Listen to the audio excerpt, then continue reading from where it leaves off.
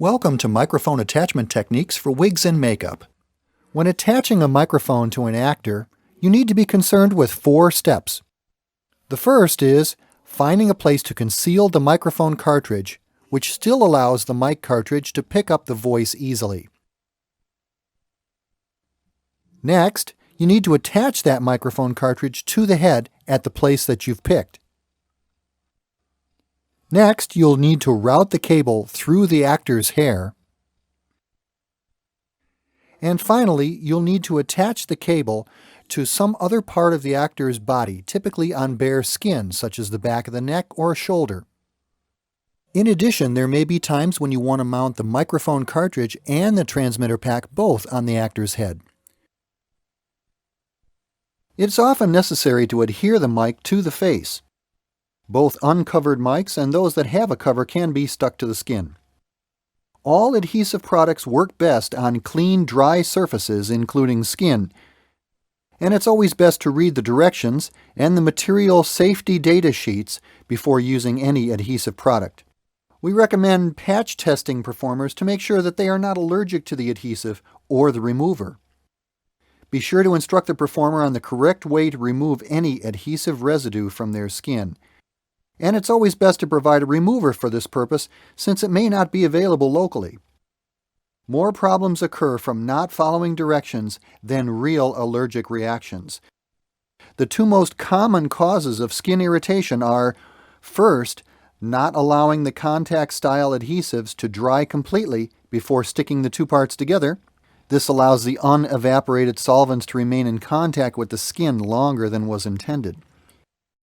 And the second problem is performers scrubbing or scratching the residue off their face, and this is far more injurious to the skin than any solvent would be.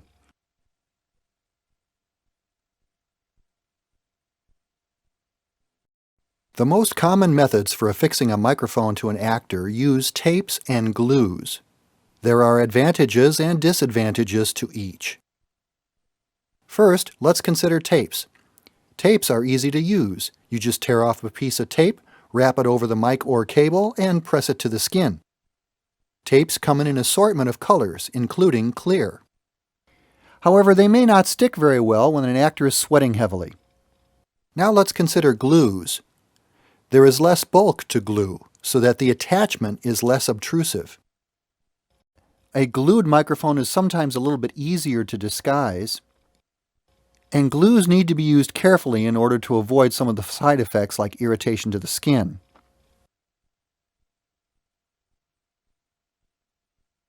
Three products are necessary for anyone dressing wireless microphones. The first is surgical tape. You should have a complete selection available during your dressing.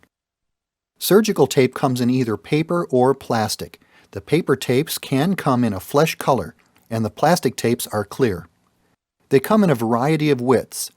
You'll use 1/2 inch and 3/4 inch widths most often. The second product you'll need is called a topical barrier wipe. It is a barrier between the skin and the tape. It takes care of a common problem with skin tape adhesion. The problem is that sweat from the skin glands rises and loosens the bond.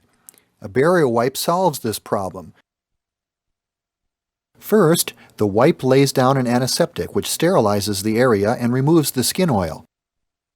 After the antiseptic evaporates, it leaves a barrier which feels like a very thin coat of plastic. This barrier prevents the sweat from rising and loosening the bond. This product is hypoallergenic, and we've seen no allergic responses from the hundreds of actors we've used this on. Once again, it's called a protective barrier wipe. The third product you'll need is a skin adhesive, such as spirit gum. And don't forget the remover.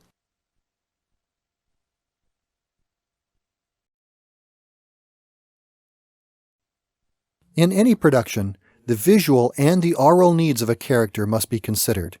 The actor must look the part, but also they must sound the part. The words and any lyrics that they may sing must come across clearly and in character, complete with the nuances that make that character unique. The visual needs are often determined by the size of the house. For instance, in a 150-seat theater, all audience members can see the face and body of an actor clearly, and so concealment is more difficult. But then again, the aural needs in a 150-seat house are different also. Do you really need microphones to cover a house that small? Sometimes you do, such as for special effects.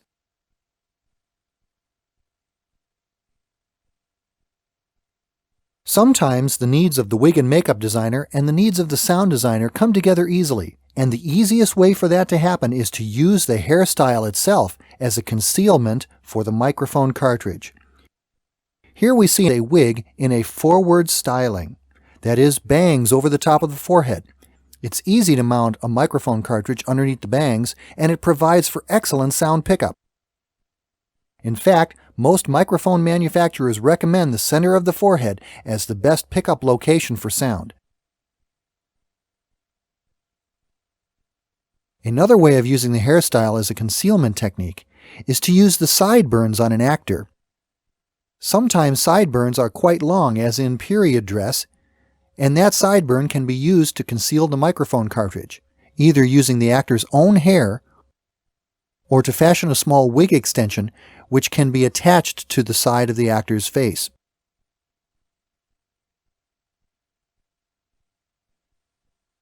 After considering a location in the actor's hair, the microphone must be colored in order to blend in correctly. Most microphone manufacturers sell their microphones in either black or a flesh color, and those two colors most often suffice. If you can't find a microphone in the color you need, a microphone color can be changed, either by covering it carefully with a colored tape or by painting. If using tape to cover a microphone, keep all tape away from the sound opening of the mic. And try to use only one layer of tape. Larger layers will appear bulky and may show actually more than what you were intending.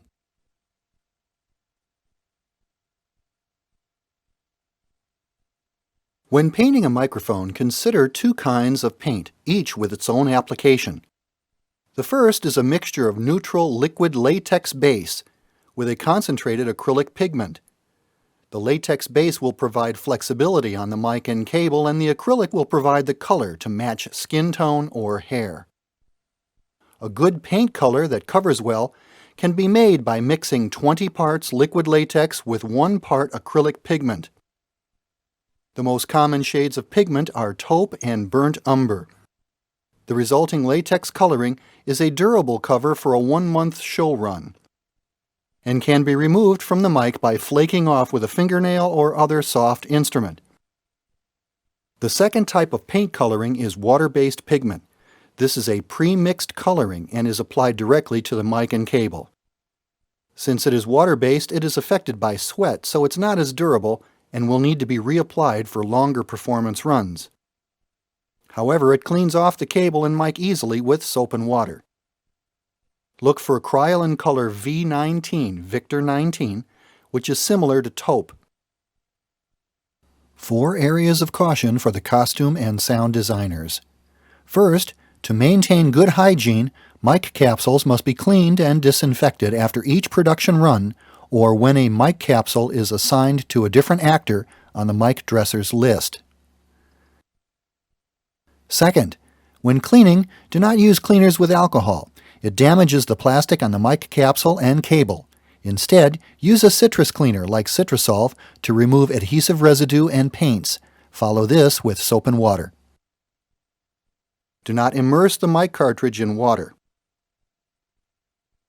And most important, do not let any makeup or coloring material get into the sound opening of the mic. These materials will dry and harden inside the very small opening and cannot be removed.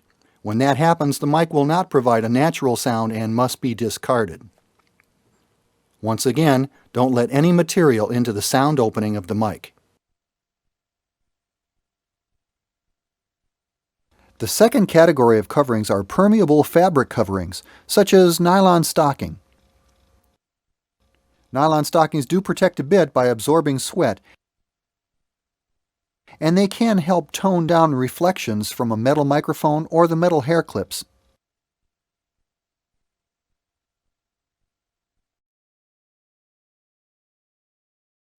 After selecting a position for the microphone cartridge, it's important to route the cable. This section deals with positions and techniques. Routing the cable is very important because the cable is actually heavier than the microphone cartridge itself.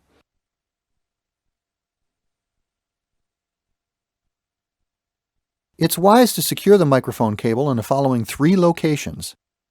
First, in the hair, close to the microphone cartridge and close to the hair line.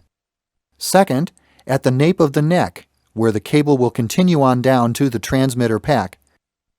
And third, somewhere in between.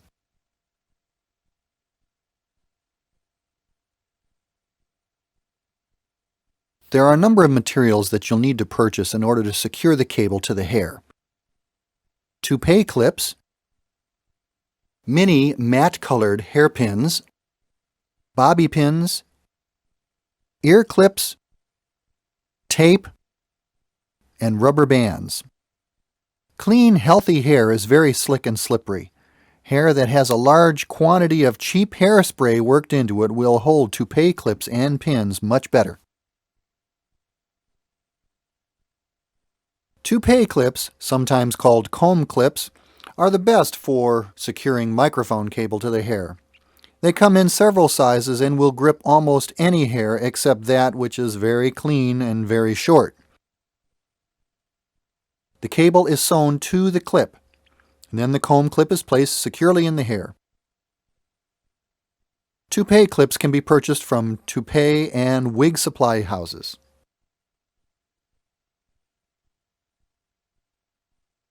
Matte finished bobby pins can also be used to attach the cable to the hair. And they're better than regular bobby pins, although they cost 2 to 4 times more. They must be purchased from beauty supply houses. The matte finish is an advantage for 2 reasons. First, the short length is less visible. And second, a matte finish is less slippery, therefore grips the hair better. Matte short pins are available in black, white, and brown.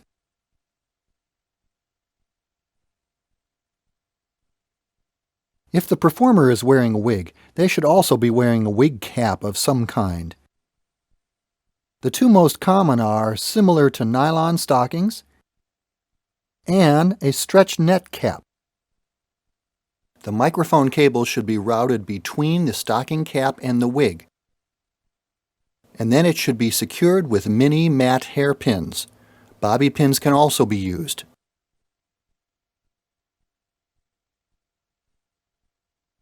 Using an ear clip is another way to route a microphone cable over the actor's ear. The clip is slightly visible on the ear, but using and removing an ear clip is very simple and pain-free. Ear clips can be fashioned by using a piece of rigid, hard, single-strand 14-gauge wire, the kind that doesn't flex like most wire. Bend it around the actor's ear. Ear clips can also be purchased from Telex Communications. They are part of their assisted hearing earbud system and they cost $4 to $5 each. Attach the cable to the ear clip. The cable can be taped or sewn to the clip to help hold it in place.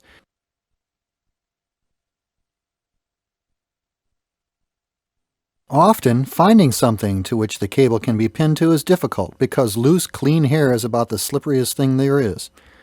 Small black, brown, or white rubber bands, most that just go around your little finger, can be purchased at most beauty supply houses and drugstores.